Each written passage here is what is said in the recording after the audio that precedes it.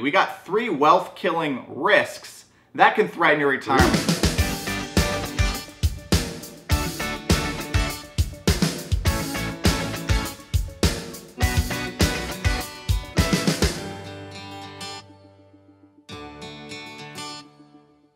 Hello, my name is John Convery, and welcome to this edition of Retire with Coffee.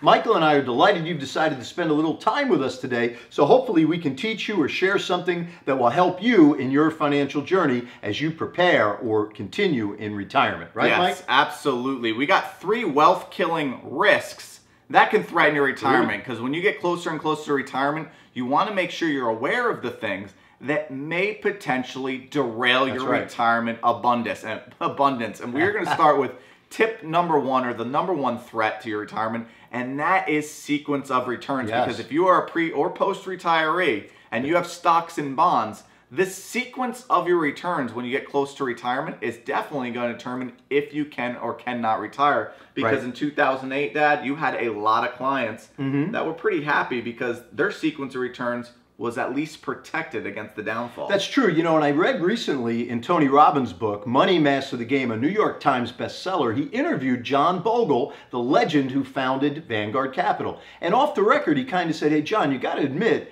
there's a little bit of a roulette wheel, a luck about this whole thing, retirement. And John said, what do you mean? He goes, well, depending on when you retire can really have a huge impact on your retirement.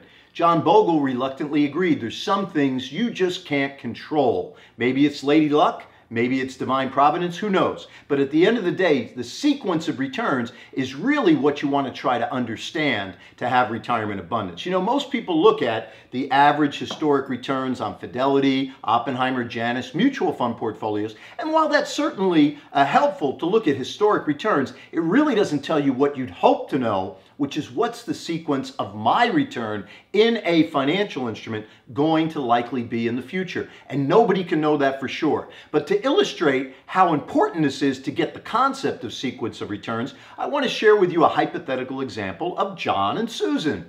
John and Susan both have $500,000. They're each going to, at the end of the day, average the same 8.03% rate of return. They're going to withdraw 5% a year from their portfolio and increase that a smidgen every year, about 3%, to deal with cost of living, groceries getting more expensive at Publix, etc. But at the end of the day, John runs out of money at age 82. Now, the key here is he did not lose money, because he started with $500,000. His total withdrawals are $580,000. He didn't lose money. He ran out of money. There is the defining issue.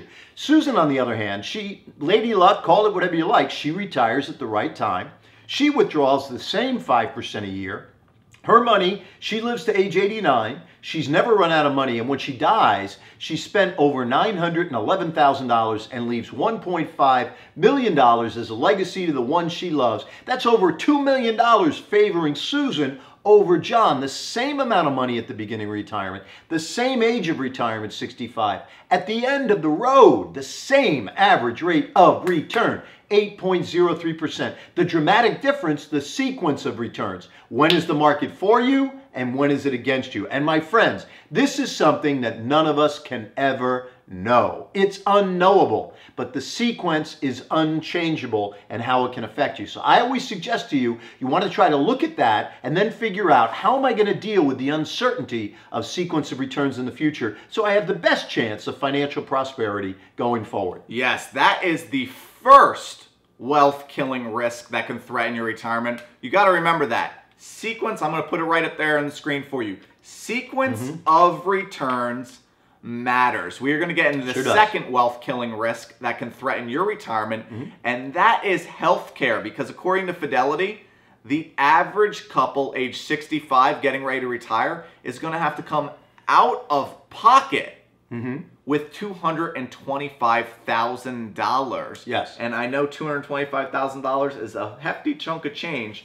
Not every pre and post retiree has that to just put towards healthcare. So what are some things people can do? Well, number one, you got to be aware of the fact that Medicare, which is an entitlement at age 65, it pays for hospital, major medical, Medicare Part B, physician's care, diagnostic with a copayment, but it was never designed to pay for everything. And it was inaugurated under Lyndon Johnson's administration after President John F. Kennedy was assassinated. But back in the 1960s, men and women in America, our society, did not live as long as we live today. With advances in pharmacology, biosciences, molecular biology, etc., people are living longer. Now, the quality of life isn't always better, we know that, but as a society of Americans, we are living longer. So therefore, what you have to plan for is having $220,000, $250,000 potentially of out-of-pocket, unreimbursed medical expenses. But many people say to me, but John, I can't afford long-term care insurance. It can be very expensive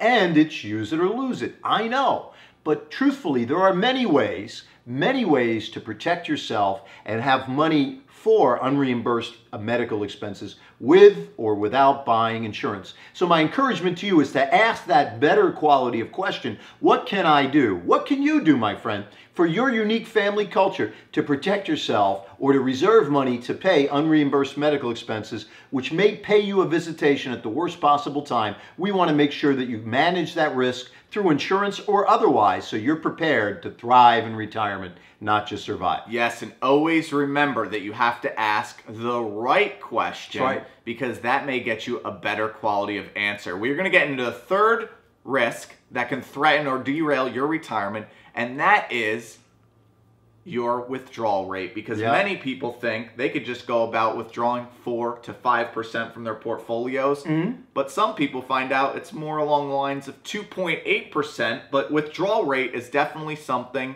that could derail your retirement if you aren't aware of what yours is going to be. Several years ago, it's reminiscent in my mind, there was an article in the Wall Street Journal. I'll remember the time date stamp later, you betcha.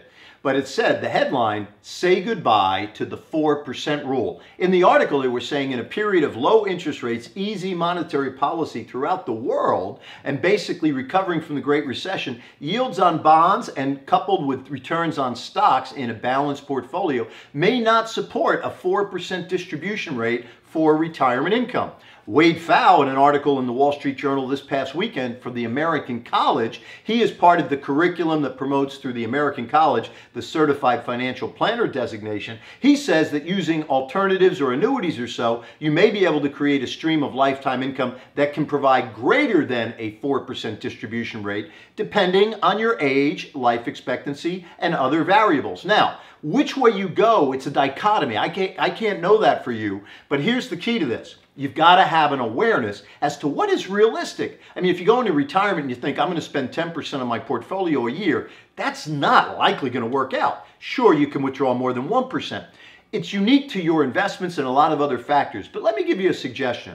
There's a secret here in our least favorite government agency, the IRS. They publish a table for all of you folks who dread the 70.5 required minimum distributions. You know, when you're 70.5, you got to take a certain amount of money out of your 401k, IRA. There's a uniform table that says how much you have to take. That's a pretty good benchmark that shows you year by year, based on advancing age, how much you likely can take according to the Internal Revenue Code, according to the IRS, and there are actuaries who specialize in evaluating life expectancies and managing longevity risk, which is just a fancy way of saying how long you're going to live. That's all, longevity risk, right?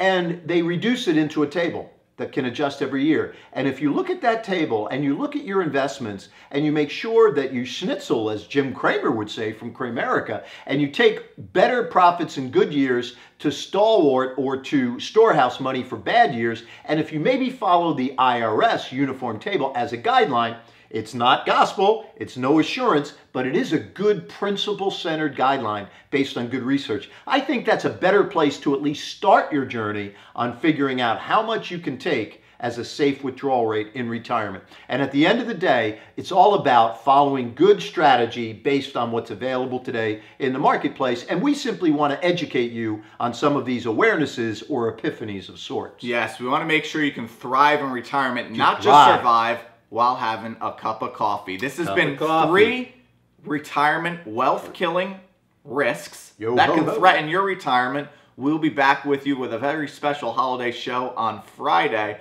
I'm going to let John close it out. Peace out. I will see you soon, my friends. Yeah, folks, listen, I always love to finish our program in the paraphrase of the old Irish prayer.